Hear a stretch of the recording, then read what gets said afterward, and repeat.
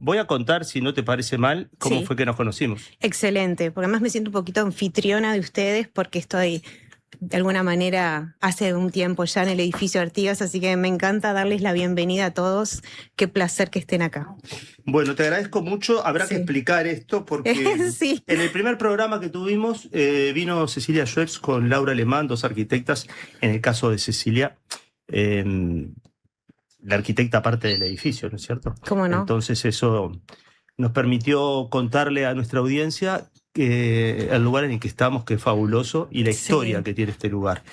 El día que vinimos a conocer el edificio, ya estábamos instalados, ya habíamos hecho el estudio, pero claro, cuando vine por primera vez y empecé a darme cuenta de dónde íbamos a estar, empecé a averiguar, llegué a Cecilia y me invitó a venir a conocer.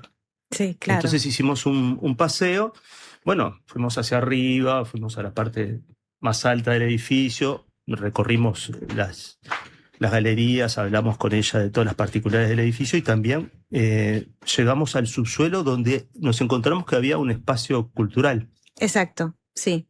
Que es un proyecto que en realidad el edificio lo tenía bastante tiempo antes que yo llegara, solamente que ese espacio había quedado, no se arrendaba más porque originalmente había pertenecido al Citibank cuando el banco todavía estaba en el local de la esquina donde hoy está Sancor. Después se fue arrendando a distintas instituciones, lo último que estuvo fue el Clearing de Informes, y en un momento el edificio decide no arrendarlo más y dejarlo con un posible destino cultural. Tenía un cartelito que no es el que tiene ahora, porque después diseñamos un logo y demás, decía Espacio Cultural Edificio Artigas, pero era casi un depósito.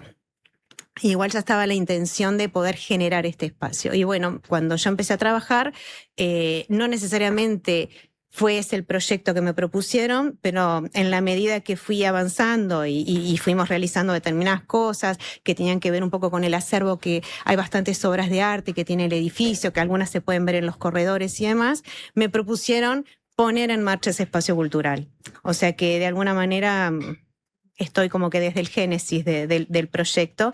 En 2019, en agosto del 2019 lo inauguramos. Bien, quiero contarle a las personas que nos están escuchando que cuando estábamos recorriendo el edificio llegamos al subsuelo.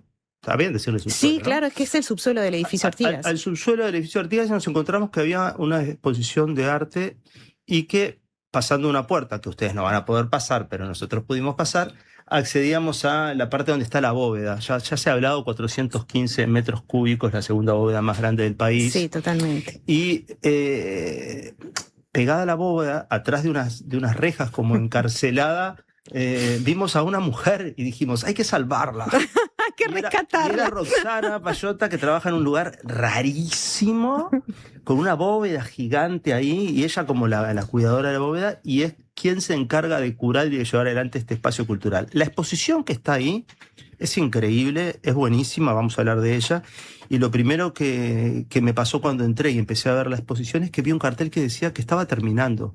Claro, en realidad, te voy a contar, eso es un sentimiento muy personal. Me está costando darle el final, bajar esta muestra, porque me ha dado tantas satisfacciones. Es tan lindo el conjunto de obras que se logró reunir.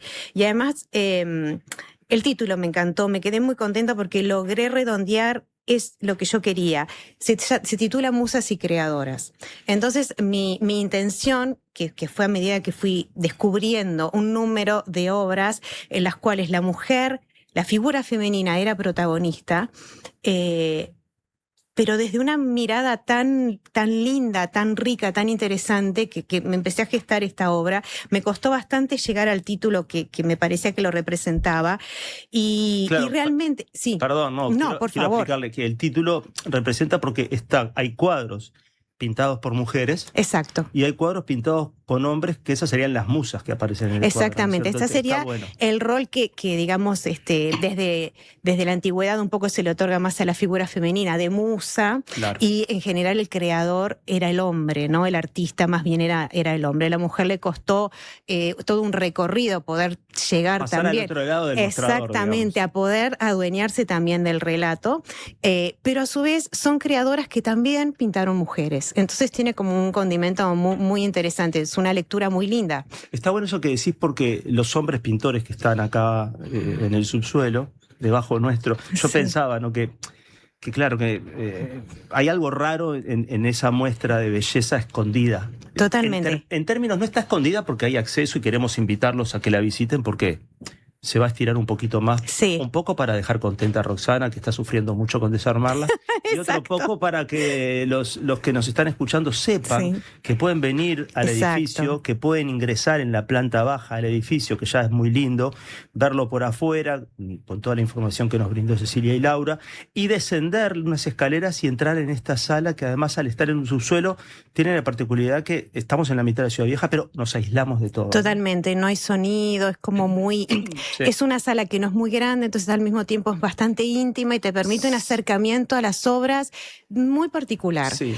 Pudimos recuperar además la sala en su estética original, lo que es la cenefa que recorre todo el perímetro. Eso antiguamente tenía un cielo raso de paneles Armstrong que era muy feo porque las oficinas habían puesto una iluminación nueva y tenía unos ductos de aire acondicionado. Todo eso lo pudimos retirar y recuperar lo que es la estética original. Entonces tiene una iluminación y una altura y unos espacios que realmente hacen que te sientas muy cómodo dentro del lugar. No sé, en principio no se me ocurre ninguna otra sala, bueno, a no ser alguna sala pequeña, pero en términos generales, con este contexto que estás describiendo de estético del espacio, no hay ninguna sala en la que uno sienta que la exposición la montaron para uno. O sea, yo vine, bajé, estaba solo, di vueltas ahí, te estaba buscando, no nos comunicamos, porque estabas hablando por teléfono. Justo estaba en el teléfono, sí. Y la verdad que me dijeron, bueno, pero si buscas a Roxana, tocale un timbre. Yo bajé, empecé a tocar lo que pensé que era el timbre, empecé a apagar luces de la sala, volví a prender todo, me fui corriendo, ¿viste? Yo estaba del otro lado y no te podía hablar porque justo estaba teniendo una llamada que no podía cortar y te miraba a través de... apagaban luces. Sí. Pero quiero decir, no es para que vengan a aprender y apagar luces, pero hay una intimidad que deja al espectador en un lugar como muy de privilegio, digamos. Sí.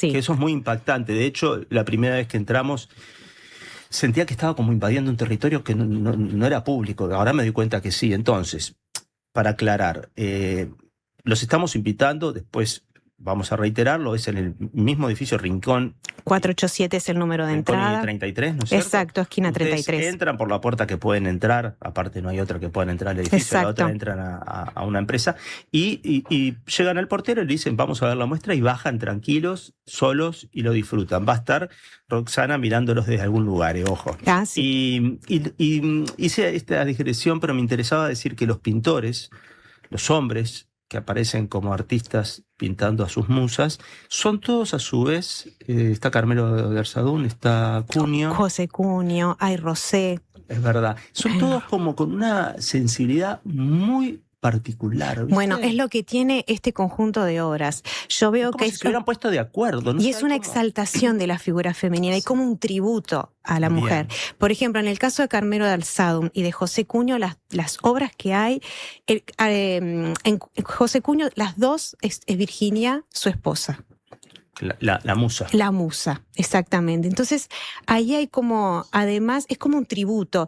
Está esa cosa del vínculo también, ¿no? Entonces hay como una cosa un poco de adoración. Muy amoroso. Eso, muy amoroso. Exactamente. Y después, por ejemplo, hay una Micaela, que es la esposa de Carmelo de Arzadún, que realmente yo noto que la pintó con una fuerza y con una...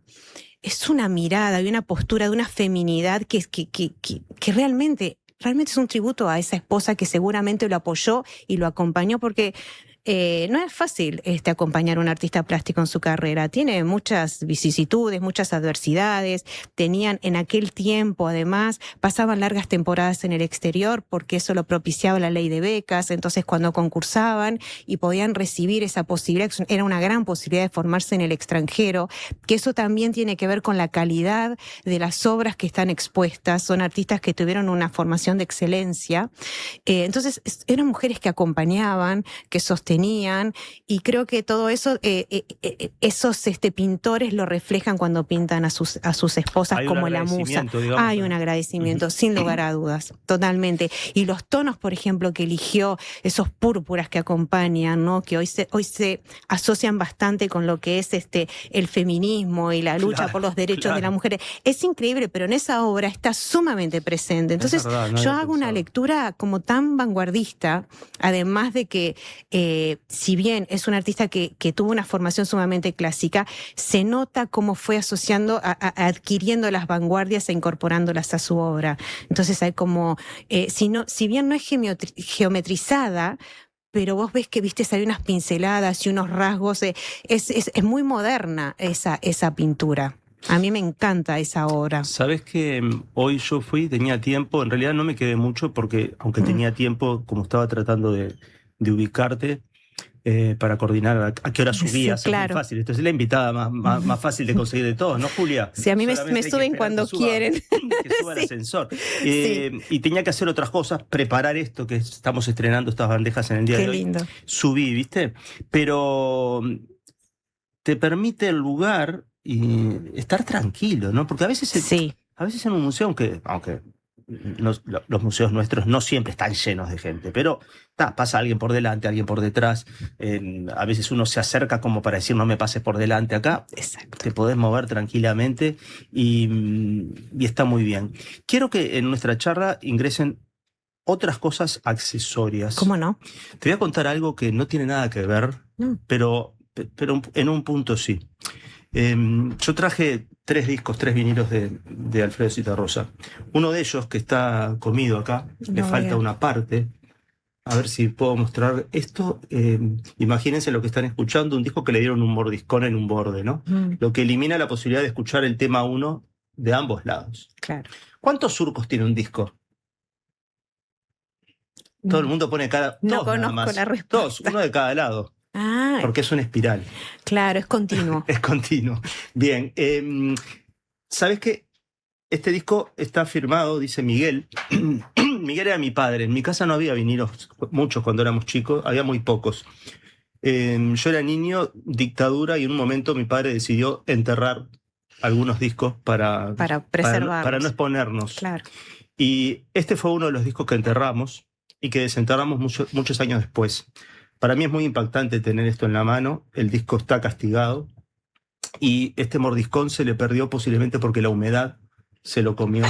Claro. Y tiene unas manchas. O sea, es un disco que muy pocos surcos se escuchan, muy pocos temas se escuchan bien, pero lo traje. Es muy simbólico. ¿No? Es muy simbólico. Sí, de un montón de cosas. No, para mí es re fuerte estar contándolo, es emocionante, pero no quiero evitarlo, claro. No quiero evitarlo, y tiene que ver un poco con otro tipo de subsuelo que vivimos en otra época, ¿no? Sin lugar a dudas. Que no es lo que tenemos acá en el ejemplo que estamos... No, afortunadamente es muy distinto, pero sí, se puede hacer el paralelismo perfectamente. Por suerte, en el subsuelo que vos estás está abierto a todos y tenemos ahí también un cacho de cultura enorme. Sí, y mencionemos que es entrada libre, gratuita, o sea, no se cobra entrada. Y es abierto a todo público. Bueno, eso es hermoso. Quizás no valoremos tanto que en nuestro país pase eso tanto, ¿no? Exactamente. Porque son pocos los países que vos podés ir a museos sin pagar. Es una locura. De hecho, yo no sé... No sé si hay tantos en el mundo, son muy pocos. Yo creo que no, pero en nuestro país muchos. Sí. Y la verdad que yo no sé si está bien. En un punto a veces me lo cuestiono, ¿viste? También sí, es cuestionable porque en realidad cuesta mucho mantener los espacios abiertos, tienen un costo importante y tal vez a veces una pequeña contribución hecha por todos podría favorecer que un montón de cosas estén más conservadas, que podamos tener, todos los museos tienen carencias y necesidades, sobre todo de infraestructura, edilicias, hay que acondicionar, hay que renovar la iluminación, hay un montón de cosas que son necesarias como puesta a punto y mantenimiento, que son muy costosas. Sí, y aparte también está en este mundo actual donde el consumo nos ha conquistado de maneras muy distintas y que a veces no nos damos cuenta. Hay algo en lo que es gratuito que parece que no tuviese valor, ¿viste? Mira, iba a decir exactamente lo mismo, que a veces perdemos de vista lo importante y lo valioso que tenemos, porque tenemos un patrimonio riquísimo y además es un país que para la población pequeña que tenemos, el número de artistas es tan importante en proporción y de una calidad tan buena que realmente podrían estar en cualquier museo del mundo. Claro. Por ejemplo, en esta muestra, además de pintores, hay escultores. La escultura uruguaya es espectacular, el nivel de los escultores que tenemos, la formación que recibieron en las mejores academias de Europa. Muchos fueron alumnos directos de Antoine Bourdelle. O sea, realmente es increíble que no tenga más presencia en general en los museos y que muchas veces tenemos algunas que son fantásticas, que están en el espacio público y no necesariamente detenemos la mirada para valorar. Sí, incluso eso en términos generales, o sea, conocemos más pintores del extranjero. No, o incluso de Uruguay que escultores de Uruguay. Totalmente, Hay sí, como una diferencia porque ahí. yo no sé cuál es la causa o el motivo, supongo que también el volumen hace, ¿no? Que para tener espacios de acervo, de custodia de obras, la escultura tiene volumen y necesita otros espacios, ¿no? Pero tiene menos presencia que la pintura en general en los museos. Claro, y hay esculturas que guardarlas es mucho más difícil que guardar un cuadro. Totalmente, sí, se necesitan otros espacios, sin lugar a dudas. De espacio libre. Pero el nivel de los escultores de este país es realmente impresionante. Roxana, ¿vos te llamas Roxana? Roxana, así, con X, sí, con Pallota. X. ¿Cuál es el origen de Pallota? Palota. Ah, Palota. Es Palota, perdón, es italiano. Dije Arsadum, que es una cosa que siempre digo que me molesta, pero es como un desvío que no puedo nunca, ¿viste? Siempre me sale en vez de decir Arsadum como es Arsadum, ¿no? claro. Y te dije Pallota, pero es Palota. Es Palota, sí. ¿Y Palota cuál es su origen? ¿Italiano? Italiano, sí. ¿Y la X cómo apareció? Bueno, porque mi mamá quería que fuera un poco distinto a todas las Rosana que ella había en ese tiempo. Decís ese tiempo como si estuvieras hablando de 3 sí, años no para sé, atrás. sí, un montón. No pero sí, era como un nombre que estaba bastante, que se estilaba, viste, es que hay como tendencias con los nombres que se pasan generaciones y bueno, habían ya varias Rosana con doble S, con doble N y ella quiso hacerlo un poco distinto y le puso X, Roxana. Bien, pero como una interrogante hacia el futuro. Exactamente, es el único motivo, hacerlo un poco distinto. Y hubo un interrogante hacia el futuro en tu vida. ¿Cómo terminaste haciendo lo que haces? Buena pregunta. ¿Cómo es tu formación o en realidad, tu deformación para llegar llegar o mi deformación, sí. Yo en realidad me acerqué al arte a través de un anticuario.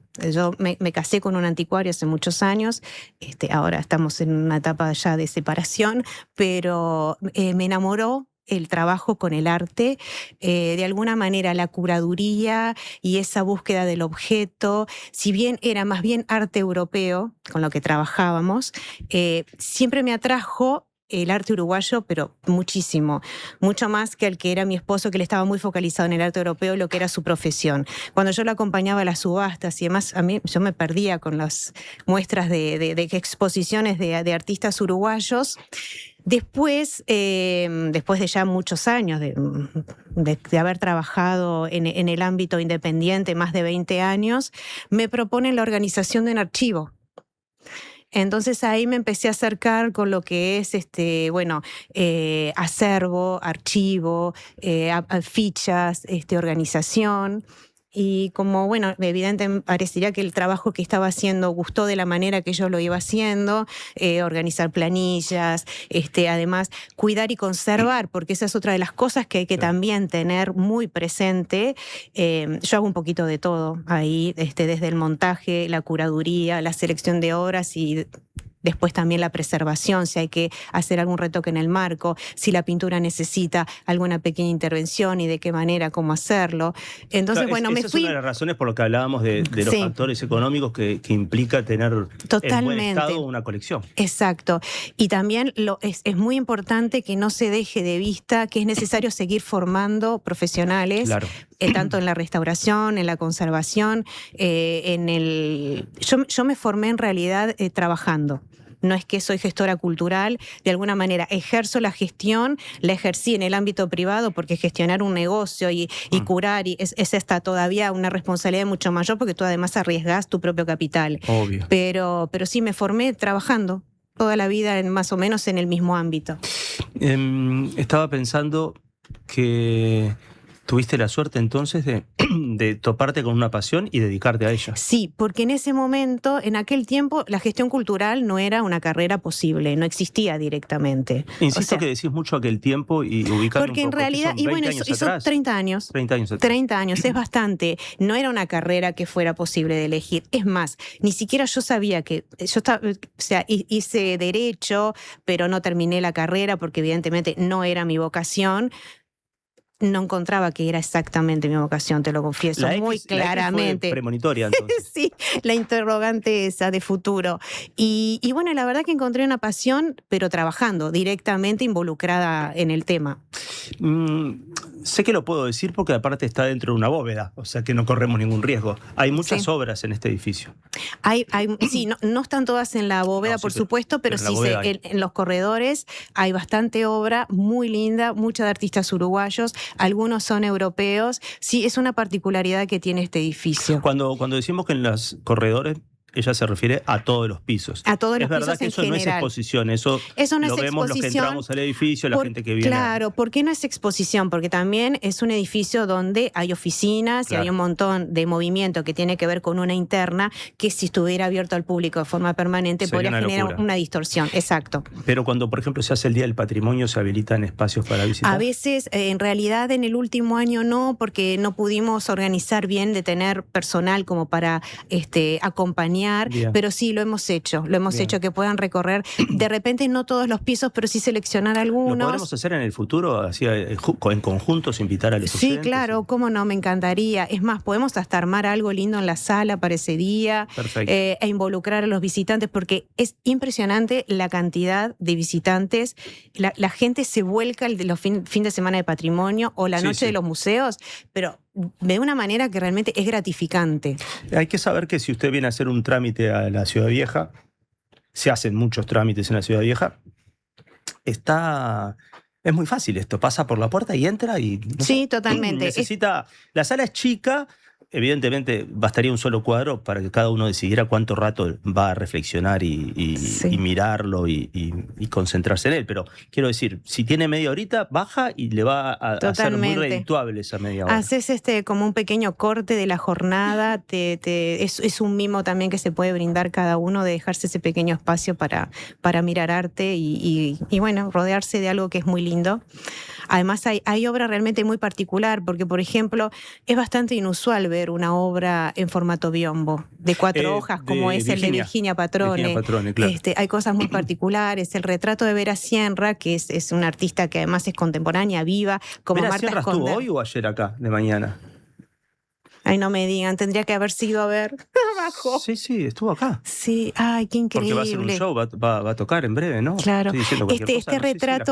Este retrato de Vera forma parte de una serie que hizo Marta Esconder que se llamó Tratos y Retratos, y bueno, hizo a Toto Podestá, Vera, a Dani Umpi, a un montón de referentes de la cultura uruguaya, y tengo el privilegio de poder contar con ese retrato acá, en el subsuelo. Sí, aparte es uno de los más grandes, si no me equivoco, exacto, como formato es de la obra más grande.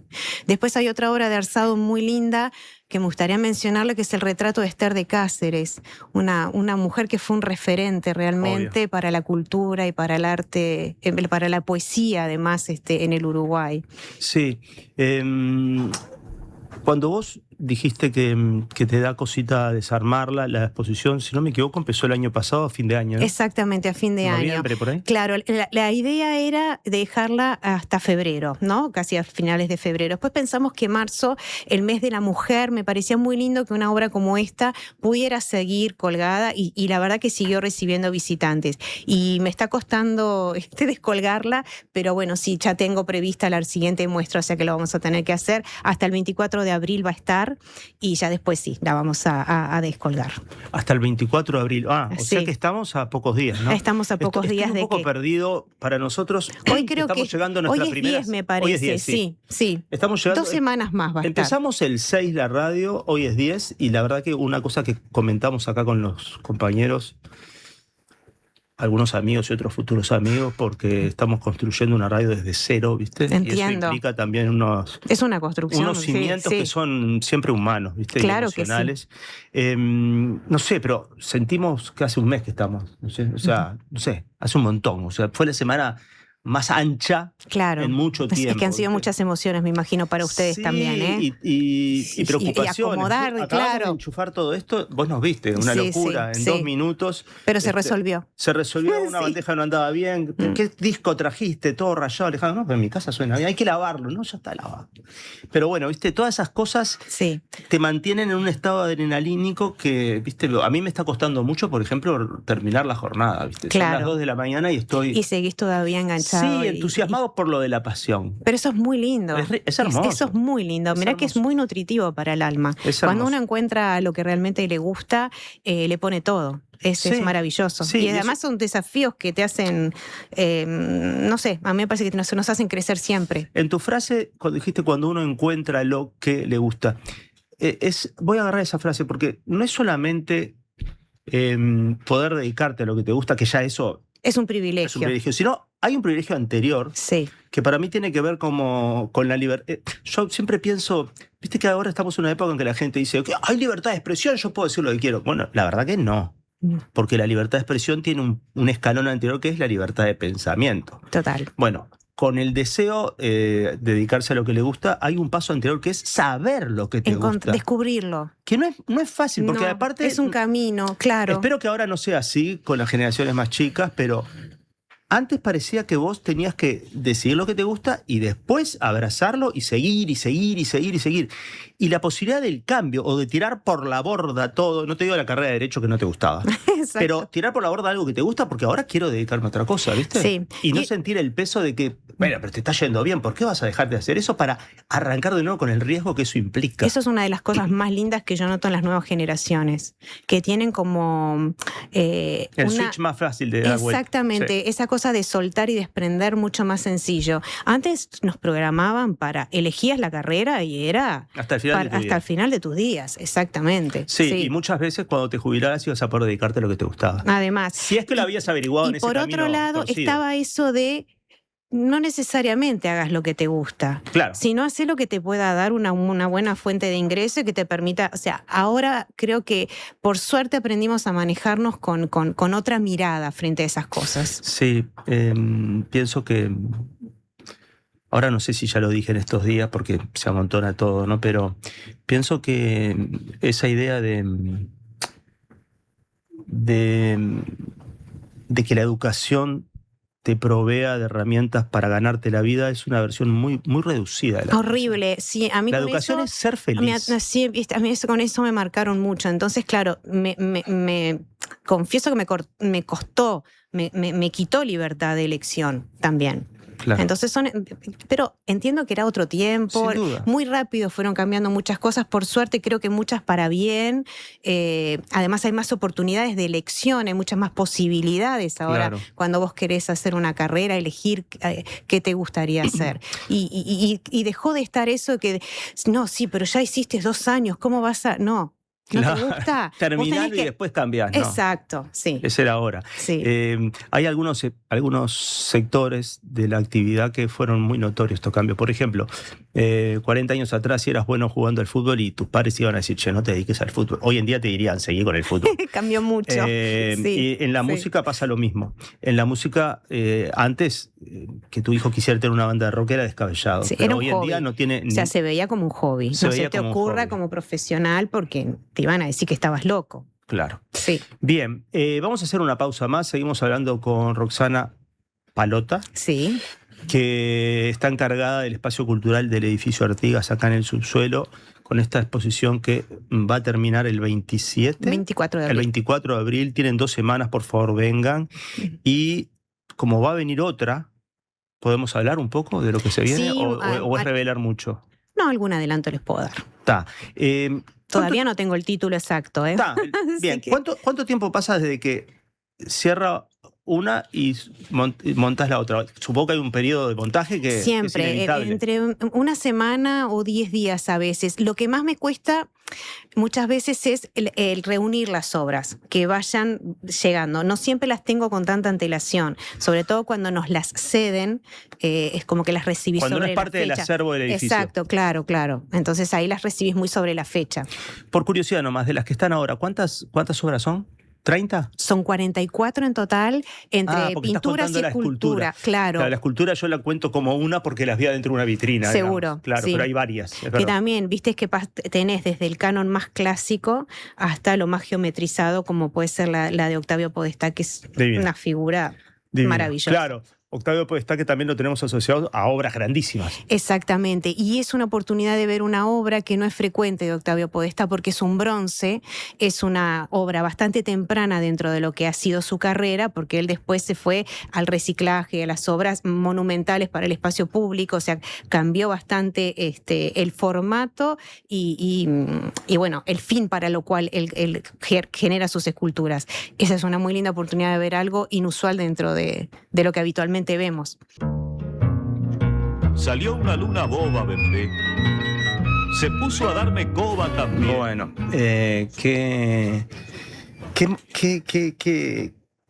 iba a decir montevideano y la verdad que es un error. Pero bueno, es la experiencia como yo la viví, ¿no? Pero qué uruguayo suena Citarrosa, ¿no? Totalmente. O sea, el blues de Montevideo es Citarrosa para mí. Sí. Y la música de Uruguay está muy cortada por esa voz tan áspera y a la vez tan dulce, en una combinación. Totalmente, yo lo encuentro, sí, muy dulce. Una combinación re difícil.